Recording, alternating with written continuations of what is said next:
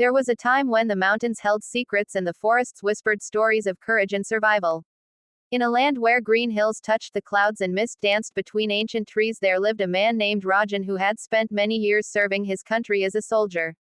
Rajan was now in his 50s with gray threading through his dark hair and lines etched deep around his eyes from squinting at distant horizons.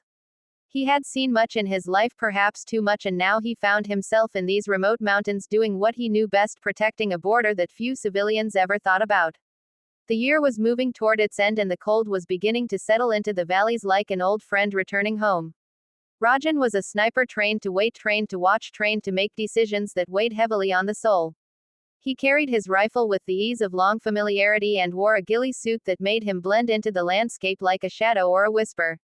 His camp was simple, a small outpost shared with a few other soldiers who rotated duties and kept watch over the strategic bar, a narrow passage through the mountains that had seen conflict throughout history. Among his companions was young Arjun, barely in his 20s, with eager eyes and quick hands, who reminded Rajan of himself decades ago when the world seemed full of clear answers and simple choices. There was also Prakash, a quiet man in his 40s who spoke little but noticed everything and whose presence was steady like the mountains themselves. And there was their commanding officer, Captain Sharma, a man who carried responsibility like a heavy coat and made decisions that none of them envied. The days passed slowly in the mountains, where time moved differently than in the cities below. Rajan would wake before dawn when the world was still gray and the birds had not yet begun their songs. He would check his equipment with practiced hands, running through routines so familiar they required no thought.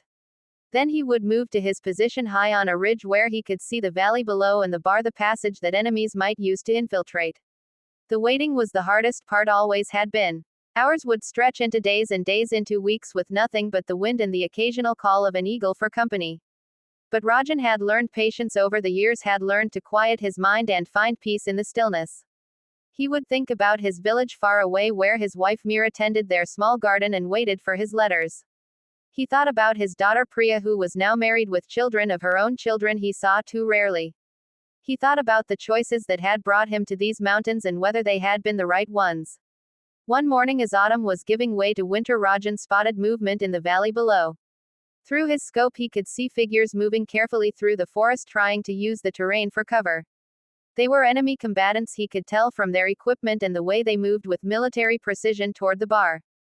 His heart began to beat faster, not with fear but with the familiar surge of adrenaline that came with action after long periods of waiting. He radioed the information to Captain Sharma, who gave orders to observe and prepare.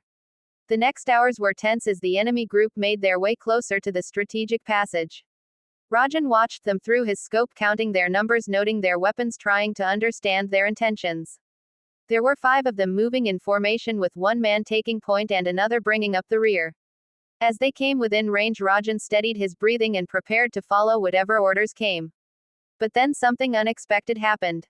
The lead figure stumbled and fell, and the others rushed to help him. Through his scope, Rajan could see that the man was injured, his leg bleeding from what looked like an old wound that had reopened. The group was in disarray now, their military precision giving way to concern and confusion. One of them was trying to bandage the injured man's leg while the others kept watch, scanning the hills nervously. Rajan found himself watching, not as a sniper calculating shots but as a man observing other men. He could see their faces now, young faces mostly, with fear and determination mixed in equal measure. They reminded him of soldiers he had known over the years, of Arjun and Prakash and even himself. They were someone's sons, someone's brothers, perhaps someone's fathers. The injured man was clearly in pain, his face contorted as his companions tried to help him. Rajan watched as they argued among themselves, probably debating whether to continue or turn back. Captain Sharma's voice came through the radio asking for status and recommendations. Rajan hesitated a moment that stretched longer than it should have. He reported what he saw, the injury, the confusion, the fact that the group seemed to be reconsidering their advance. The captain asked if he had a clear shot. Rajan confirmed that he did. The order came through measured and clear, as military orders always were. Rajan was to engage if the enemy continued toward the bar. He acknowledged the order and returned to watching. The group below had made a decision. They were fashioning a makeshift stretcher from branches and fabric, preparing to carry their injured companion. But instead of advancing toward the bar, they began moving back the way they had come. Slowly, painfully, they retreated into the forest, carrying their wounded friend between them. Rajan kept his scope trained on them, following their progress until they disappeared into the trees. He radioed the information to Captain Sharma, reporting that the enemy had withdrawn. There was a pause on the other end of the radio and then acknowledgement. No shots had been fired. The mountains returned to their silence. That evening back at the outpost, Rajan sat with Arjun and Prakash, sharing tea that had been brewed strong and sweet the way soldiers liked it. Arjun was excited, talking about the day's events and how ready he had been for action. Prakash listened quietly, as was his way, occasionally nodding or adding a soft comment. Rajan found himself unusually reflective. He told them a story about a time many years ago when he had been a young soldier like Arjun, full of certainty about right and wrong, friend and enemy. He had been in a similar situation then, watching enemy soldiers through his scope. But that time he had followed orders and taken the shot. He had been decorated for it, later told. He had prevented a potential attack and saved lives. But the face of the man in his scope had never quite left him. It returned sometimes in quiet moments, reminding him that every target was also a person with a story, with people who loved them, with dreams that would never be fulfilled. Arjun listened with wide eyes, perhaps beginning to understand that war was more complicated than the stories made it seem. Prakash nodded slowly, his eyes distant with memories of his own. Captain Sharma joined them later and they sat together in companionable silence, watching the stars emerge in the clear mountain sky. The captain mentioned that intelligence suggested the enemy group they had observed had been on a reconnaissance mission. Their withdrawal likely meant the mission was aborted, at least for now. He looked at Rajan for a long moment, and though no words were spoken, there was understanding between them. The mountains had taught them both that sometimes the hardest decisions were about when not to act. As winter deepened, Rajan continued his duties with the same dedication and skill he had always shown. He watched the valleys and the passes. He kept his equipment ready. He followed his orders. But something had shifted inside him, a quiet recognition that after all these years he was not just a soldier but a guardian. His role was not just to eliminate threats but to protect life, to hold a line that prevented greater violence.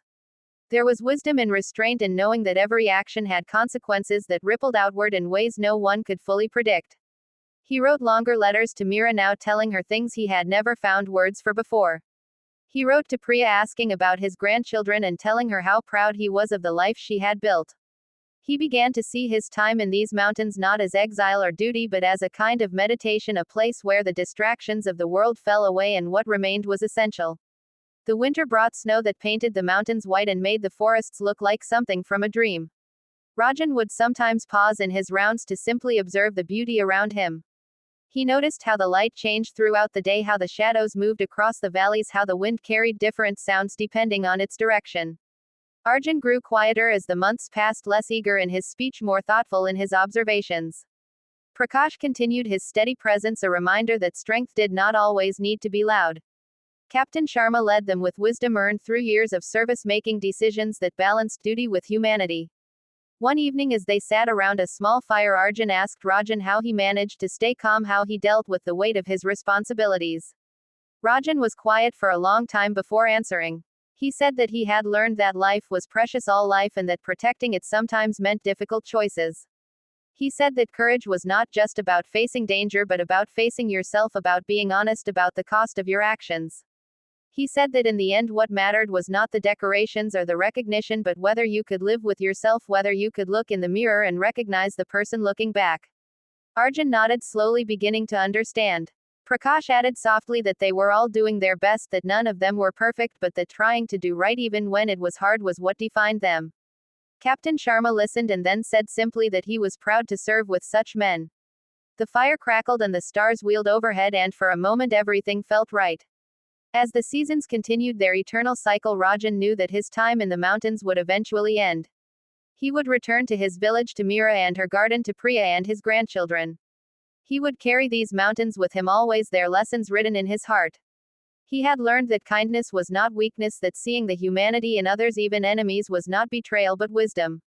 He had learned that the true mark of a warrior was knowing when to show mercy.